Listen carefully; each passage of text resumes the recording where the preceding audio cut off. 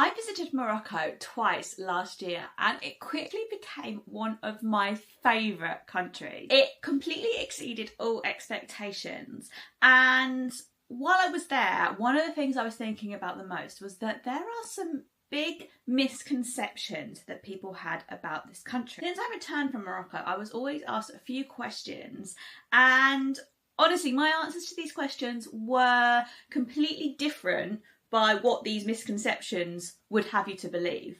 Let me explain. I visited Morocco as a solo traveller, only for 24 hours initially, and then I went back in November with my mum for about a week. So it was just the two of us travelling around together, and the very first time I went to Tangier for 24 hours as part of our overland challenge that I was doing. And when I came back and I talked about Morocco, so many people said to me, did you feel safe as a solo female traveller or as two female travellers? And my answer was, I felt so safe. I've always felt safer in Moroccan cities than I have walking around London or even Exeter.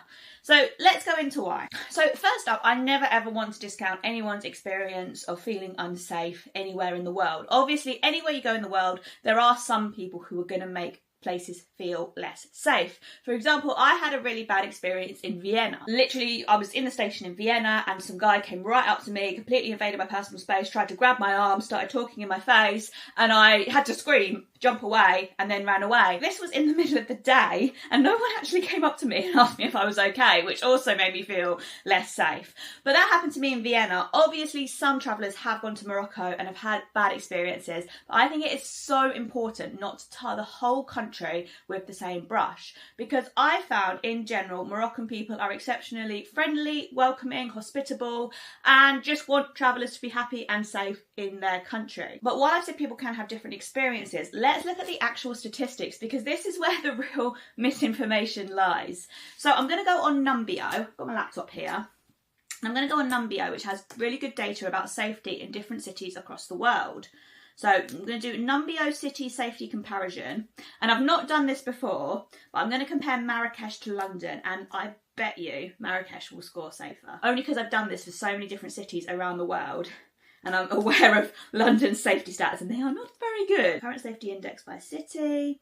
So we're going to do London, United Kingdom, and we're going to compare London to Marrakesh, Morocco. So, level of crime. Marrakesh, moderate, 41.85. London, high, 64.61. Crime increasing in the last 3 years. Marrakesh, moderate, 49.12. London, high, 70.99. I won't go into all of this, but basically we've got worries about home broken and things being stolen. It's low in Marrakesh and high in London. Worries of being mugged and robbed are moderate in both, but the rate is still higher in London. Car stolen is low in Marrakesh, moderate in London. Worries about being attacked is low in Marrakesh, moderate in London. The only thing that Marrakesh scores higher on than London is corruption and bribery. Everything else, Marrakesh scores much better, as in safer, than London. And then there's also safety walking alone during daylight is about the same in both cities.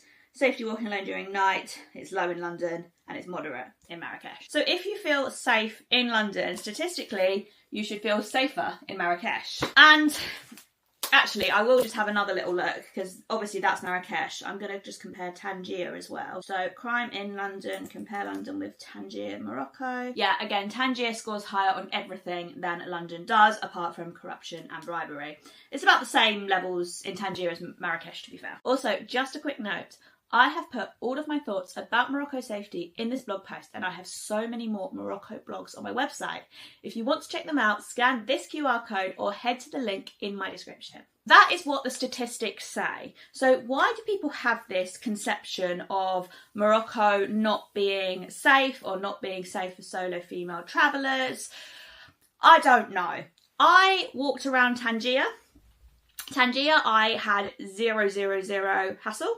One guy in the Casbah was asking me where I was going and was saying he could show me the way, and I politely declined his offer. He may have just been being nice. I have heard that sometimes people try and show you the way and then might take you to a shop or ask you for a tip or something like that. Nothing major. Something similar did happen to me in Tunisia. Again, very low levels. We were just kind of shown around the Casbah by someone, and then we were taken into his friend's shop, and then we were sort of a bit confused why we were there, and we said, sorry, you're not going to buy anything, and that was that. Very, very low levels of anything bad. I don't know if that was the case there. Like I say, he could have just been being nice, and I really don't want to get to the stage where I'm not trusting people who are just nice, because some people are just nice. So Tangier felt so safe, and constantly just kept thinking about how safe a place it really felt. On my second trip, I landed in Marrakesh with my mum. Again, we went through the airport, we were met by our driver who we'd arranged to pick us up, and then that evening went out in Marrakesh,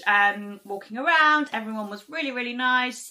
You go past restaurants, you get a few people saying, do you want to come in? But they're just saying, it's nothing intense. Had a nice meal. The next day we did do a guided tour around Marrakesh, largely because I wanted to see a few more hidden gems in the city. But in the evening we walked around on our own. The one thing we didn't do in Marrakesh was spend that much time after dark in Jemaa El Fna Square.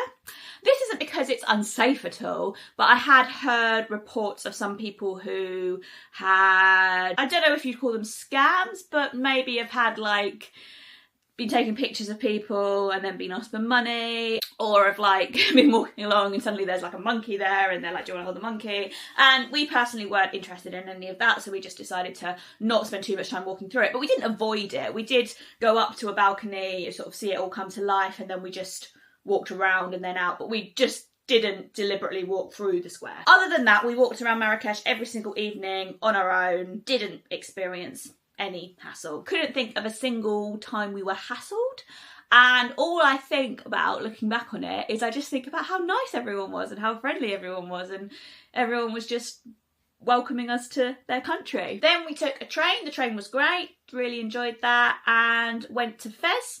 And Fez, again, we did have a guide when we were walking around, again, because we just wanted to learn about the history, get under the skin a bit more of the city. But actually, when we first arrived, we did walk through the old town on our own, the old city on our own. And we were, we had all our bags and everything, and we weren't 100% sure where we were going. And people helped us and didn't expect a tip or anything. People, we were sort of walking through and a couple of people sort of pointed the direction and stuff. The dumb thing to do when you arrive, if you're staying in the Fez, the Casbah or the Medina? I think it's the Casbah. If you're staying there, the dumb thing to do is that you pay a guy with a trolley, a couple of about 20 dinar or dirham I think it is. And then he puts your bags in the trolley and he takes you to your riad. We didn't have any cash, so we weren't able to do that. So I was just sort of wheeling our bags, and I was like, it's all right, it's only 10 minutes, we'll be able to find it. So a couple of people did ask if they wanted us to, use their services, but not in a hassly way, just as in they were a bit confused why we were wheeling the suitcases through. We would have used it, we just didn't have the cash on us, which is a good reminder that if you're going to Morocco, do make sure you're carrying a little bit of cash with you at all times, or a little bit of small change with you at all times. Anyway, got to the riad, and the next day we were out and about with the guide, but again, very chill, just chilled. We walked around Chefchaouen on our way up to Tangier Med. We walked around Chefchaouen, again, chilled. In the main square, there's restaurants, and there are people sort of saying, showing their menus, asking if you want to eat in their restaurant, but nothing that would make you feel hassled at all. The one thing I will say is that there's quite a lot of banter flying around, and I think a lot of Moroccans have a really good sense of humour, so they are quite jokey, and a lot of time, you'll sort of have a laugh and a joke with people, but it is all, it's all very jesty. None of it is intimidating at all. And yeah, that was it. Went up to Tangier Med Port and got the ferry back to Spain and was really sad to leave. I just can't envisage how I would have felt unsafe. And like I say, there are unsavoury people everywhere in the world, but even if I had encountered some of these less savoury people, like other travellers have done, I feel like people would help me. I feel like if something bad happened to me, I feel like very quickly other people would have helped me. And like I say, when I had that experience in Vienna, I didn't get that. And you know, in European cultures, a lot of the time, people don't help you. And when I've travelled to the Middle East and North African countries, I have found people are so much more helpful. It's just like the way the culture operates. People want to help others and people want to welcome tourists to their country and want to make sure tourists are comfortable there. There's also like a huge culture with families, like people really look after their families. I think as well, at the end of the day, Morocco wants to welcome tourists. And I think that is also like really important to consider. Like Morocco is going to look after its tourists. Other safety wise things, food I always thought was a very good quality. I didn't drink the tap water. I did hear that you can, or I think like locals do, but I wouldn't recommend it. But I didn't have any issues with sort of ice in drinks, although someone did tell me to avoid ice in drinks. But I think like most restaurants you go to, it is filtered ice. Food was very good quality. I didn't notice any like aggressive stray dogs or anything like that. There was the odd stray dog, but they were all very chilled out. The cats were also very chilled out. I'm not personally the biggest cat fan, but they were all very chilled. And actually, I say I'm not personally the biggest cat fan. I have about 50 photos of cats in Marrakesh. So yeah, the cats were all chilled out and yeah, just felt very, very safe.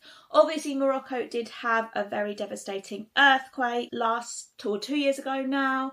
That is very sad, and it did cause a lot of, it caused a lot of devastation in the high Atlas Mountains and also a lot of knock-on effects to Morocco's economy.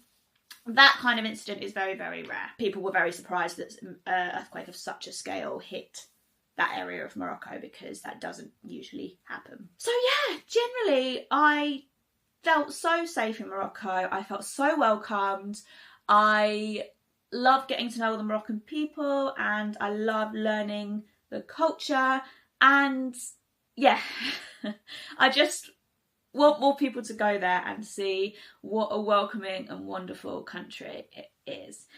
And I probably for a while I let these preconceptions put me off going to Morocco on my own.